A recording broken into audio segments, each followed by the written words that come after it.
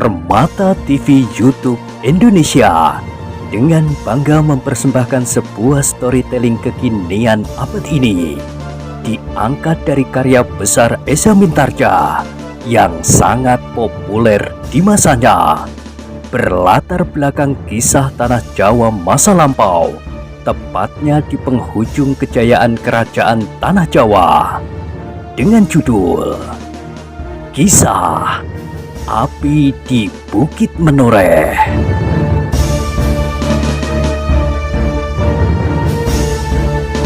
Pada kesempatan yang sangat baik ini, kita masuk pada episode yang ke-323. Selamat menikmati.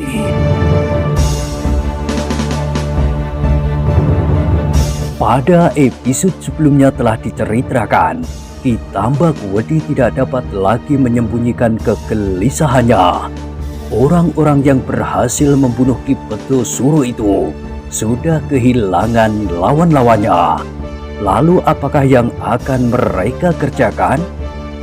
Dugaan Ki Tambak Wedi sama sekali tidak meleset ketika tiba-tiba saja muncul dua orang anak-anak muda di arenanya. Kedua anak-anak muda yang juga bersenjata cambuk. Dengan isyarat Ki Tambak Wedi kemudian memanggil orang-orangnya yang terpercaya. Mereka harus membantunya apabila kedua anak-anak muda yang bercambuk itu akan berkelahi bersama dengan gurunya. Sejenak Kupito dan Kupolo memperhatikan pertempuran itu. Pertempuran antara dua orang yang berilmu jauh lebih tinggi dari ilmu mereka. Keduanya memiliki kemampuan dan pengalaman yang seimbang. Sehingga karena itu, maka pertempuran semakin lama menjadi kian seru. Tidak ada tanda-tanda bahwa salah seorang dari mereka akan terdesak, apalagi dikalahkan. Meskipun senjata Ki Tambak Wedi jauh lebih pendek dari juntai cambuk lawannya, namun kelincahannya telah banyak menolongnya membebaskannya dari ujung cambuk itu. Sementara senjatanya yang berujung rangkap itu berputar mengerikan.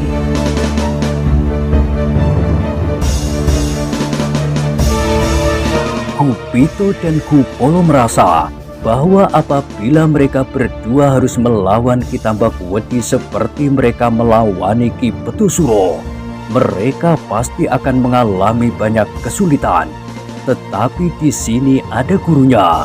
Keseimbangan itu pasti akan segera bergeser apabila keduanya ikut serta pula di dalam pertempuran itu.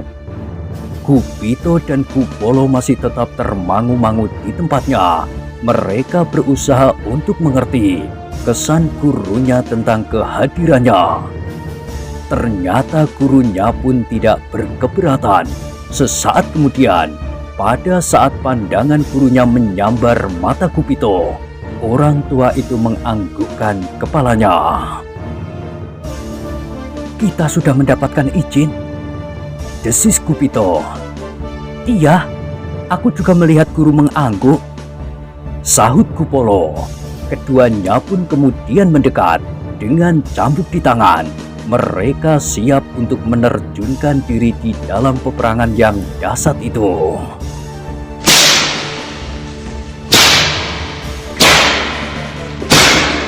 Tetapi belum lagi mereka berhasil masuk ke dalam arena itu, tiba-tiba beberapa orang pengawal kepercayaan Ki Tambak Wedi telah menyergap mereka. Setelah mereka menggeser lawan-lawan mereka, dengan berbagai macam senjata mereka mencoba membatasi keduanya agar mereka tidak dapat mempengaruhi perkelahian antara dua orang tua-tua itu. Kupolo yang memang sedang meluap karena pundaknya yang terluka tidak dapat menahan diri lagi. Segera ia berloncatan sambil memutar cambuknya. Sejenak kemudian cambuk itu pun telah meledak-ledak di udara, kemudian menyambar satu dua orang yang berdiri di paling dekat.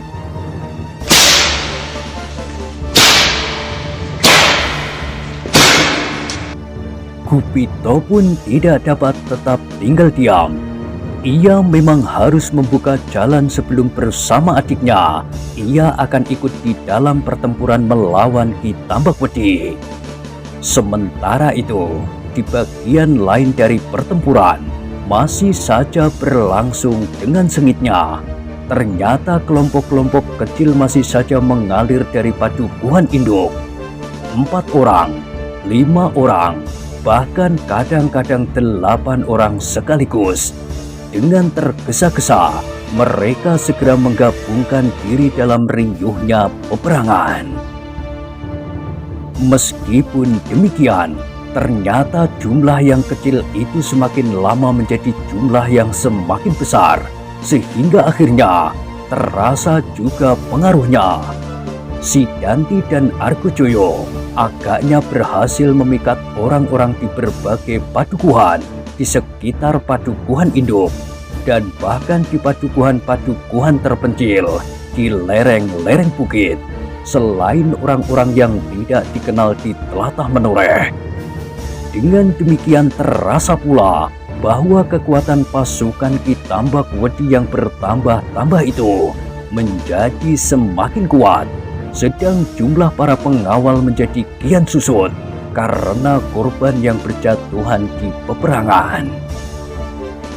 Si Danti yang bertempur melawan Ki Honggopati mencoba untuk mengerahkan segenap kemampuannya. Kemarahan dan nafsu yang menyala di dadanya seakan-akan telah menambah kemampuannya, sehingga Ki Honggopati terpaksa beberapa kali melangkah surut. Serangan-serangan si Danti bagaikan badai yang tiada taranya menghantam bibir hutan yang lebat itu. Namun Ki Honggopati bukan pula anak ingusan di peperangan. Itulah sebabnya maka ia masih tetap bertahan meskipun ia kadang-kadang harus menghindar dan menghindar.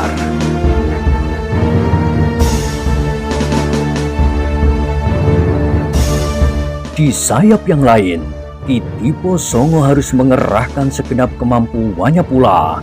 Adik kepala tanah perdikan Menoreh yang telah terlanjur memusuhi kakaknya itu sama sekali tidak lagi dapat melangkah surut. Karena itu, tidak ada jalan lain baginya kecuali meneruskan peperangan ini.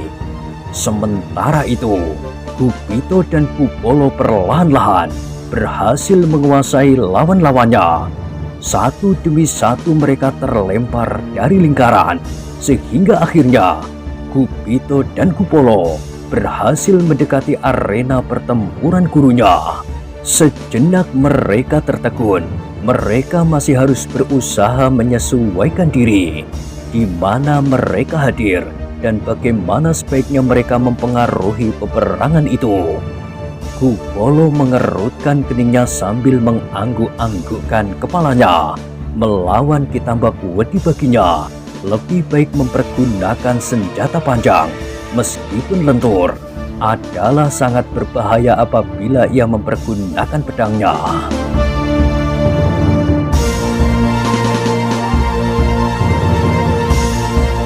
Perlahan-lahan, keduanya menjadi semakin dekat. Kemudian mereka berpencar, mengambil arah masing-masing. Sedang cambuk mereka telah tergenggam erat-erat.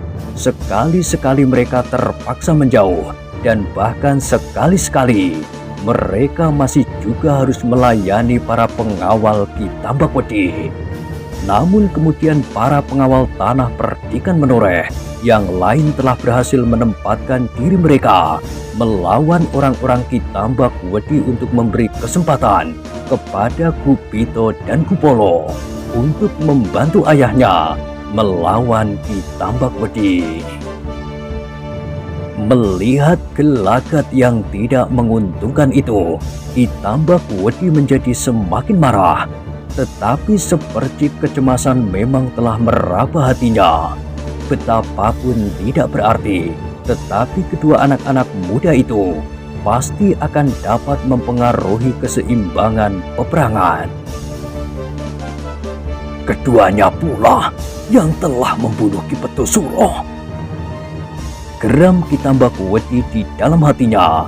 Namun yang terlontar dari mulutnya adalah sebuah teriakan nyaring.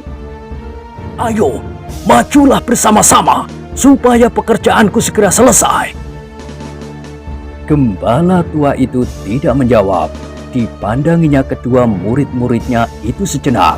Setelah mereka mendapat tempatnya masing-masing, maka gembala tua itu pun segera mendesak lawannya.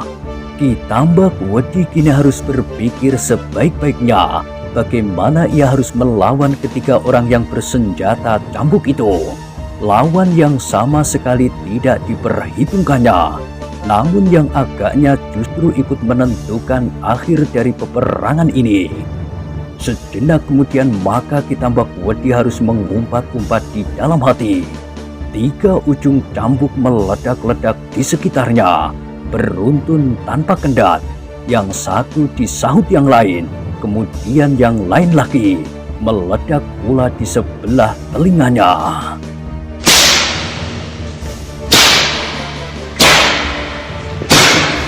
"Gila! Gila!" Ki Tambak Wedi tiba-tiba berteriak. Suara cambuk yang membekakkan telinga itu sungguh-sungguh sangat memuakkan. Namun demikian Ki Tambak Wedi berusaha untuk mengerahkan segenap kemampuan yang ada padanya. Tetapi untuk melawan ketiganya, Ki Tambak Wedi akan segera mengalami kesulitan. Karena satu dari yang 3 itu memiliki kemampuan yang seimbang dengan kemampuannya sendiri. Namun yang paling membakar jantungnya adalah ledakan-ledakan cambuk yang seakan-akan berputaran di telinganya. Ledakan-ledakan yang kadang-kadang membingungkannya. "Setan alas!" Ia mengumpat. Dicobanya untuk menilai kekuatan kedua anak-anak muda itu. "Aku harus menerkam mereka satu demi satu, sehingga kemudian aku tidak akan terganggu lagi oleh suara-suara bising yang memuakkan itu."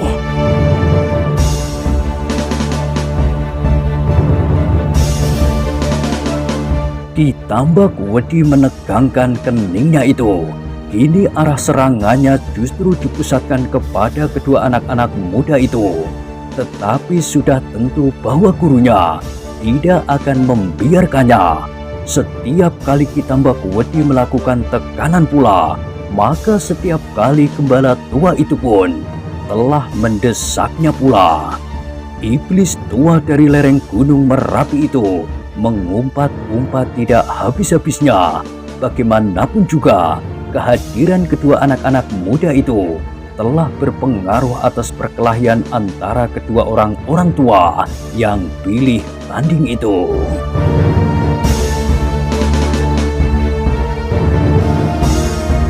Sementara itu, Ki Arkopati mengikuti pertempuran itu dari jarak yang tidak terlampau jauh.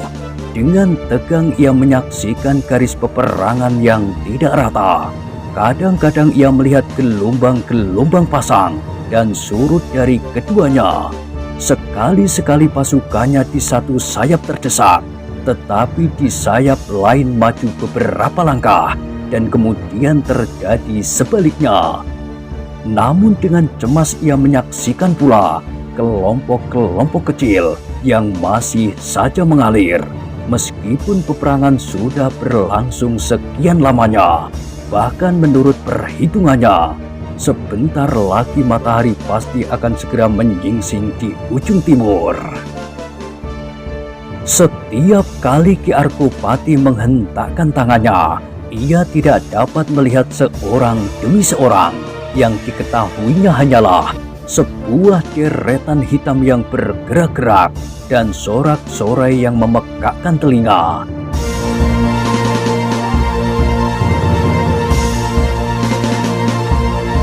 Namun demikian seorang penghubung telah memberitahukan kepadanya bahwa Ki Betusuro telah terbunuh di peperangan oleh kedua gembala-gembala muda yang bernama Kupito dan Kupolo. Ki Arkopati mengangguk-anggukkan kepalanya. Ia berbangga atas kemenangan kecil itu. seperti juga Pandan Wangi menjadi berdebar-debar mendengarnya. Bukan kematian Ki Petusuro yang membuat jantungnya semakin cepat berdetak, tetapi kedua pembunuhnya. Tetapi dalam pada itu, Ki Argopati sama sekali tidak menduga bahwa timbul suatu niat yang licik di hati Ki Tambakwedi, karena ia merasa tidak akan dapat memenangkan pertempuran melawan ketiga guru dan murid itu. Maka kini ia mencoba untuk memperhitungkan kemungkinan yang lain. Sebaiknya aku menyerang Argopati dengan tiba-tiba. Selagi ia tidak berdaya, aku yakin bahwa yang di belakang garis perang itu adalah Argopati yang terluka parah. Kematiannya akan sangat berpengaruh, meskipun kemudian aku harus berlari-lari menghindari ketiga demit-demit kecil ini, berkata Ki Tambakwedi di dalam hatinya. Demikianlah, maka kini perhatian Ki Tambakwedi sebagian terbesar justru tertuju kepada seseorang yang berada di belakang garis perang dan dikawal oleh beberapa orang termasuk Pandan Wangi. Namun meskipun demikian, Ki Tambakwedi tidak berani melengahkan lawan-lawannya yang bersenjata cambuk itu. Aku akan mencari kesempatan itu, desisnya di dalam dadanya. Aku harus mencapai kuda itu secepat-cepatnya, kemudian meloncat dan sekaligus membunuhnya. Ki Tambakwedi mulai berangan-angan, namun tiba-tiba karena itu ia terlonjak ketika ujung cambuk gembala tua menyentuh punggungnya. Terdengar giginya gemeretak menahan marah. Sentuhan yang pedih itu telah mendorongnya untuk lebih cepat bertindak, membunuh Ki Argopati yang pasti tidak akan menyangka mendapat serangan yang tiba-tiba. Kini Ki Tambakwedi hanya sekedar menunggu kesempatan. Ia tidak lagi bernafsu untuk menerkam gembala-gembala muda itu atau bahkan gurunya sama sekali. Kini ia sedang mencari akal bagaimana ia dapat melepaskan diri dari pertempuran itu dengan tiba-tiba.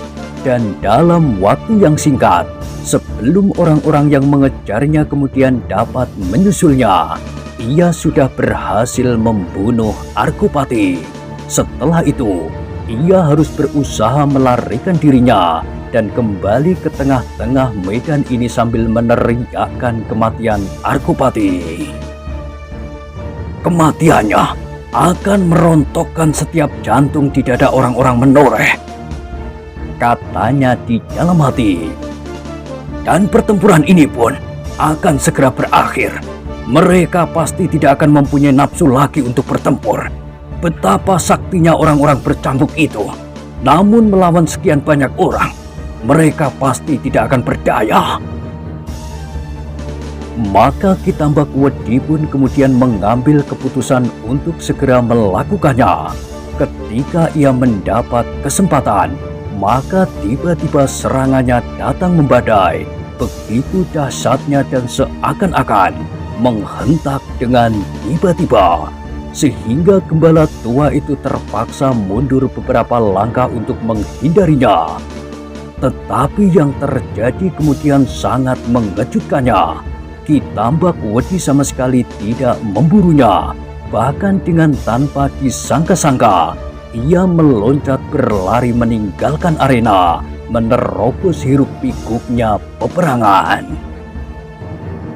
Gembala tua dan kedua muridnya untuk sejenak justru mematung, seakan-akan terpukau oleh peristiwa yang tidak terduga-duga itu. Namun sekejap kemudian, gembala tua itu menyadari apa yang akan dilakukan oleh Ki Tambakwedi.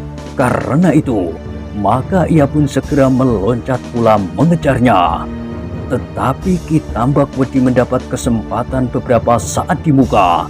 Dengan garangnya ia mengayunkan senjatanya untuk merambas jalan. Tidak seorang pun yang dapat menahan langkahnya, sehingga akhirnya ia berhasil muncul di belakang garis perang para pengawal tanah perdikan menoreh. Gembala tua beserta kedua anaknya pun mencoba berlari menyusulnya. Mereka kini menyadari sepenuhnya apa yang akan dilakukan oleh Ki Tambakwedi. Tetapi langkah Ki Tambakwedi yang sedang dilanda oleh nafsunya untuk membinasakan Arkopati itu seakan-akan menjadi semakin cepat. Kakinya seolah-olah tidak lagi berjejak di atas tanah. Ki Arkopati melihat juga seseorang berlari dari peperangan menuju ke arahnya. Tetapi ia tidak segera mengenal siapakah orang itu. Karena itu, maka ia bertanya kepada Pandanwangi. "Siapakah orang itu, Pandanwangi?" Pandanwangi menggelengkan kepalanya. "Entahlah, Ayah." Apakah ada sesuatu yang penting sekali sehingga ia terpaksa berlari-lari sedemikian cepatnya? Pandanwangi mengerutkan keningnya. Tiba-tiba saja ia mendapat firasat bahwa orang yang berlari-lari itu bukanlah orang menoreh. "Aku mencurigainya, Ayah." Desis Pandanwangi. Ki Arkopati mengangguk-anggukkan kepalanya.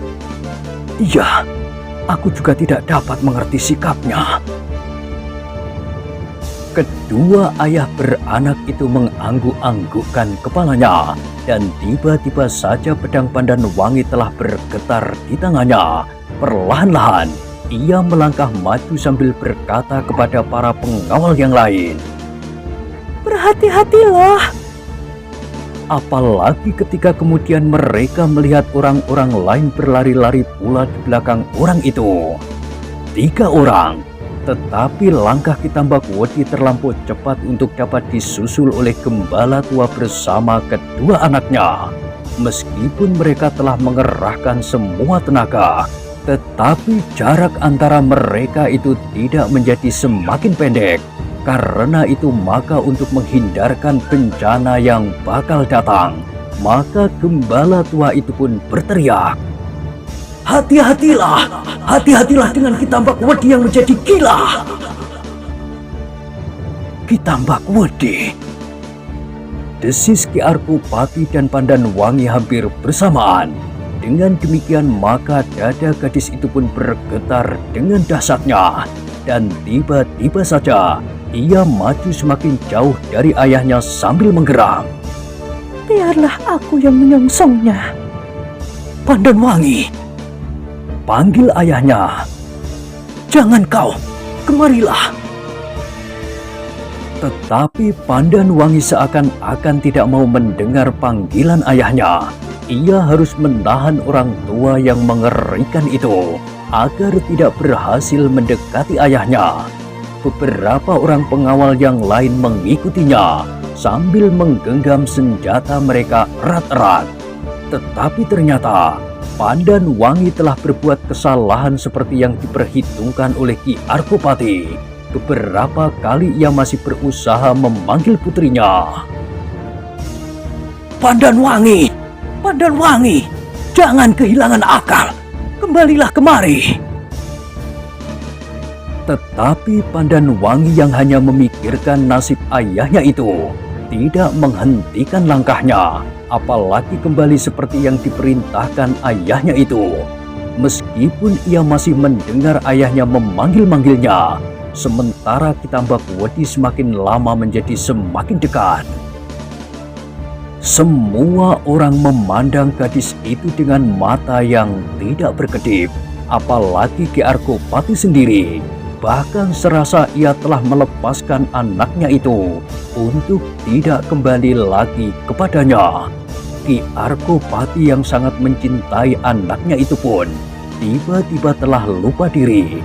Lukanya serasa tiba-tiba saja telah sembuh dan sama sekali tidak mengganggunya.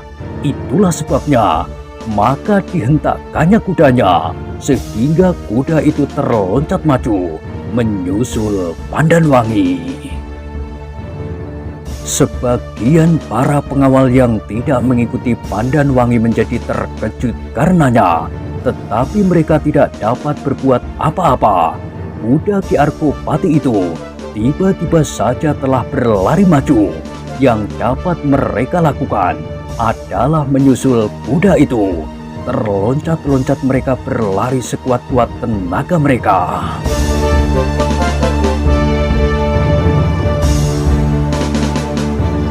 Tetapi Ki Tambak-Wedi sudah begitu dekat dengan Pandanwangi.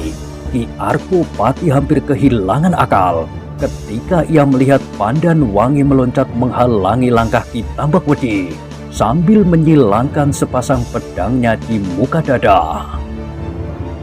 Bukan saja Ki Arkopati, tetapi Ki Tambak-Wedi pun sama sekali tidak akan menduga bahwa gadis itu seakan-akan menjadi kehilangan akal dan berbuat karena putus asa. "Pergi! Pergi kau!" teriak Ki Tambak-Wedi.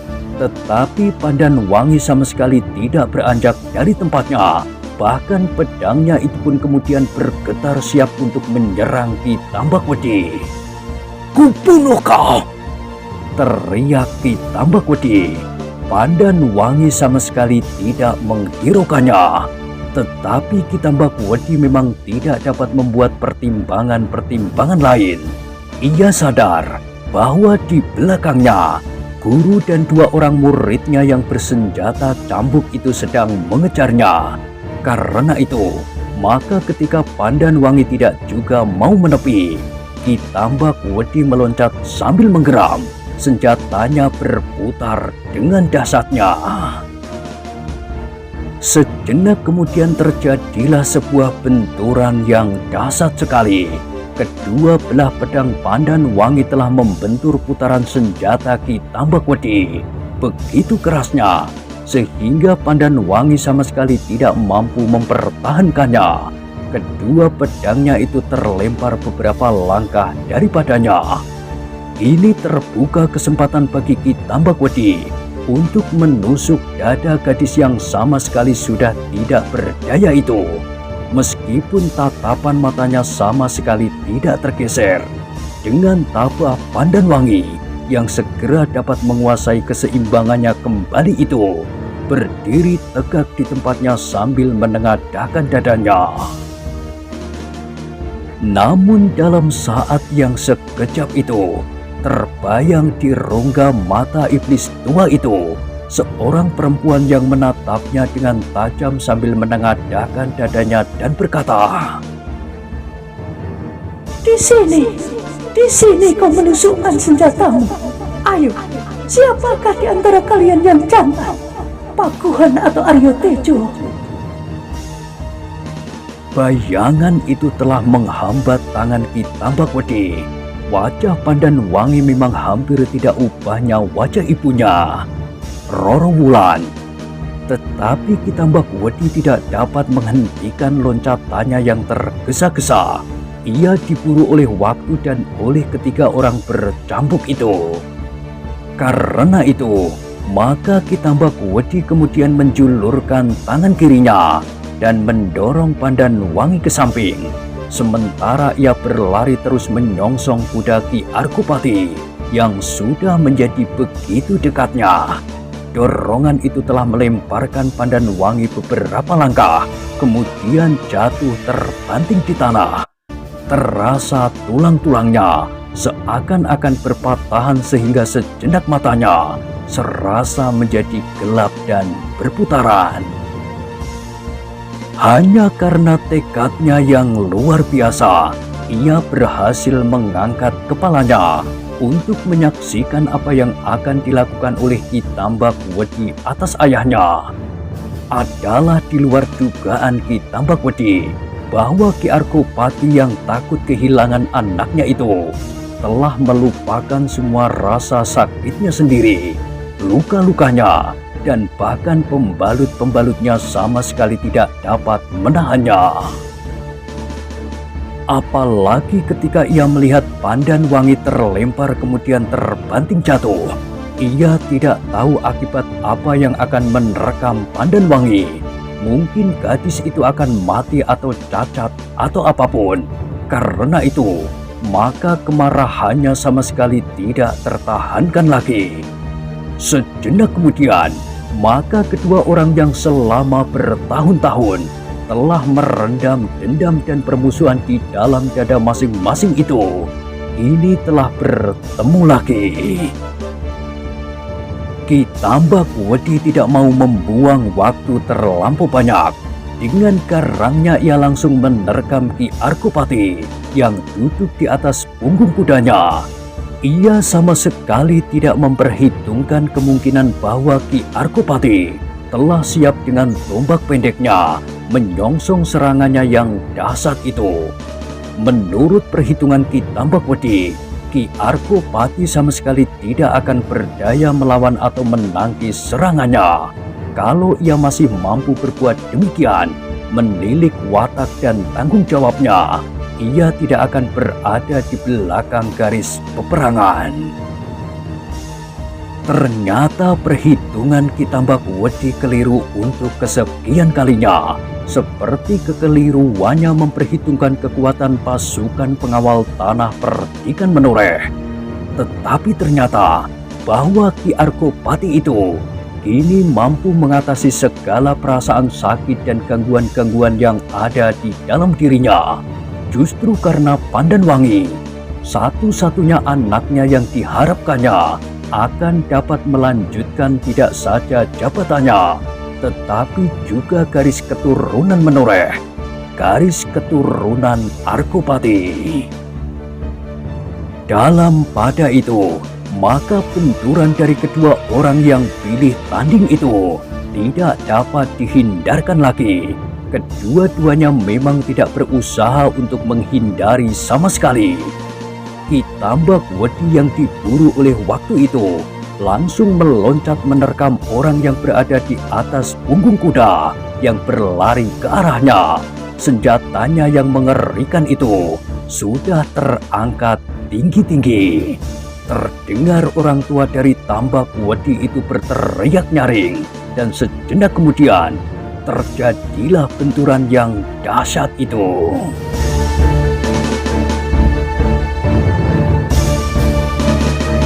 Beruntunglah bahwa senjata Ki Arkopati agak lebih panjang dari senjata lawannya, sehingga ia berhasil mengungkit ujung senjata Ki Tambak Wedi yang mengerikan itu.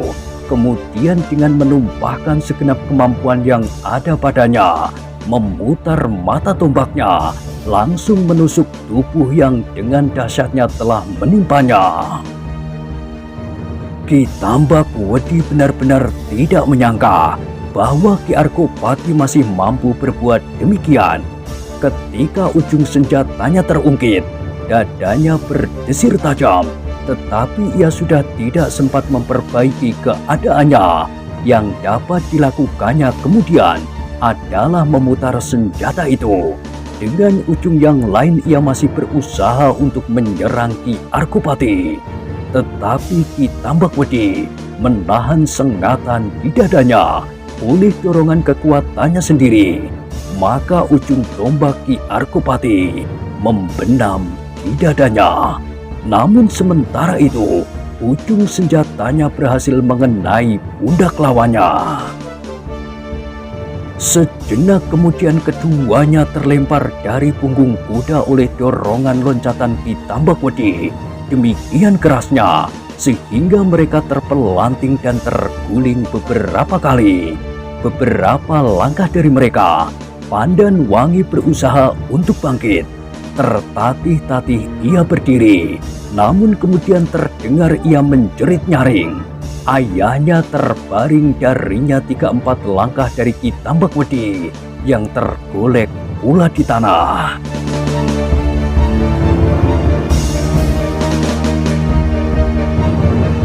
Ketika Pandanwangi kemudian tersuruk-suruk berlari ke ayahnya, maka pada saat yang bersamaan, gembala tua beserta kedua anaknya telah berdiri pula di sampingnya. Sejenak mereka menatap kedua orang itu berganti-ganti.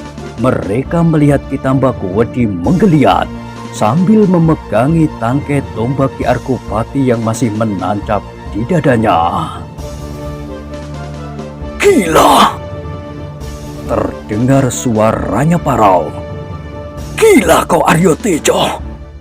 Dan ketika ia melihat Pandanwangi, tiba-tiba suaranya meninggi.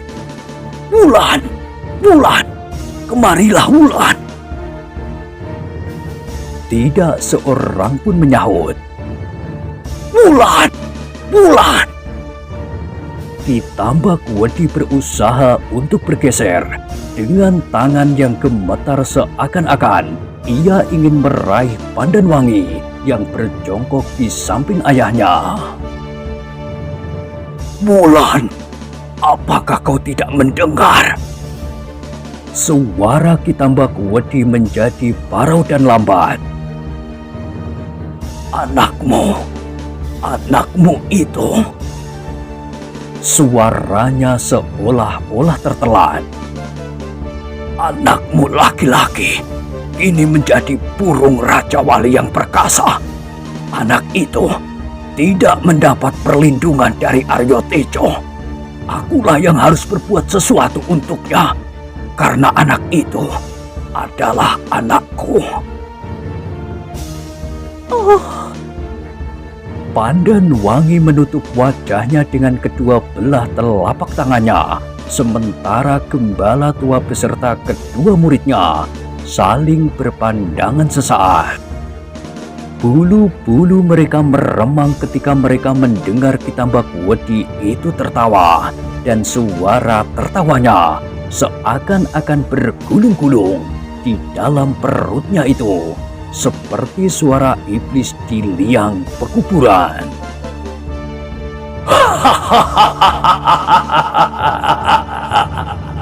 "Wulan, anakku dan anakmu, itulah yang akan melepaskan dendamku. Ialah yang akan membunuh Aryo Tejo." Pandanwangi yang menjadi semakin ngeri membenamkan kepalanya semakin dalam di antara kedua belah tangannya. Hampir saja ia melonjak dan berlari ketika ia melihat dari sela-sela jarinya Kitambak Wedi merangkak mendekatinya. Tetapi tenaga orang tua itu sama sekali sudah tidak mampu membawanya maju. Sejenak kemudian ia jatuh terjerembab. Sekali lagi ia berusaha mengangkat wajahnya, memandang Pandanwangi. Terdengar suaranya terlampau lemah. "Si Danti!" Suara itu lepas dari tenggorokannya bersama tarikan nafasnya yang terakhir. Kitambak Wedi, iblis yang selama ini menghantui tanah perdikan menoreh, tiba-tiba terkulai di tanah. Mati.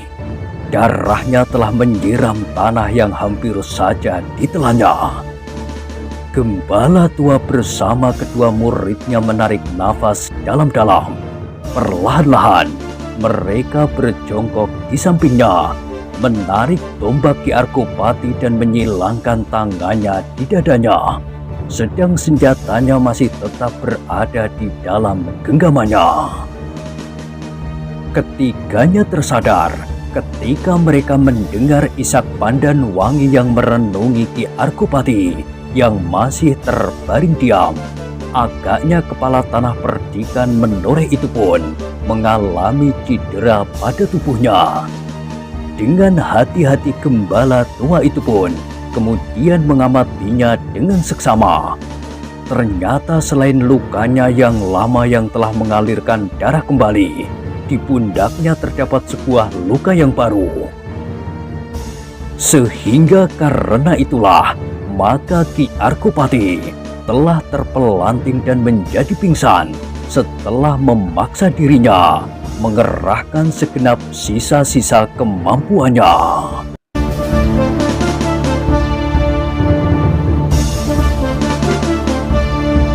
Nah, bagaimanakah kisah selanjutnya?